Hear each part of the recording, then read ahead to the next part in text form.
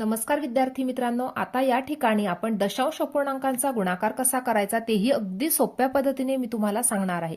बघा, या ठिकाणी 0.4 मल्टिप्लाय बाय 2 करायचं आहे। सुरुवातीला काय करायचं आहे, 4 आणि 2 यांचं मल्टिप्लिकेशन करून घ्यायचं आहे। नंबर मिळाला आपल्याला 8। आता या ठिकाणी एक डिजिट नंतर डेसिमल पॉइंट लावलेला आहे, म्हणून या ठिकाणी 8 हा नंबर आहे उजवीकडून डावीकडे। एक नंबर सोडून या ठिकाणी लावायचं आहे दशांश चिन्ह आणि या ठिकाणी लावायचं आहे 0, म्हणजे आन्सर मिळालं 0.8। दुसरं उदाहरण आहे 0.4 मल्टिप्लाय बाय 0.2। आता या ठिकाणी सुद्धा 4 आणि 2 यांचं मल्टिप्लिकेशन करायचं आहे। या ठिकाणी नंबर मिळाला 8।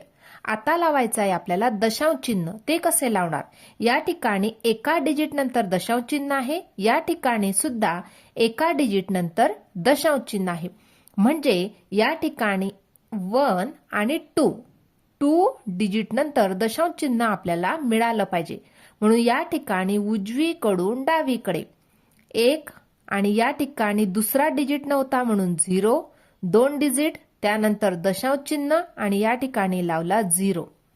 बघा, लक्ष द्यायचं व्यवस्थित। 4 2 जा 8 बनले, 2 डिजिट नंतर दशांश चिन्ह कारण या ठिकाणी 1 आणि decimal point 1 decimal point, total digit बनले 2 म्हणून 1 2 डेसिमल पॉइंट आणि 0। आता या उदाहरणामध्ये 4 2 जा काय करायचे आहे, 8 करून घ्यायचं आहे। आता लावायचं आहे दशांश चिन्ह। एका डिजिट नंतर दशांश चिन्ह आहे, या ठिकाणी 2 डिजिट नंतर आहे। टोटल डिजिट मोजून घ्यायचे आहे 1 2 3, म्हणजे या ठिकाणी 3 डिजिट नंतर आपण दशांश चिन्ह लावणार आहोत।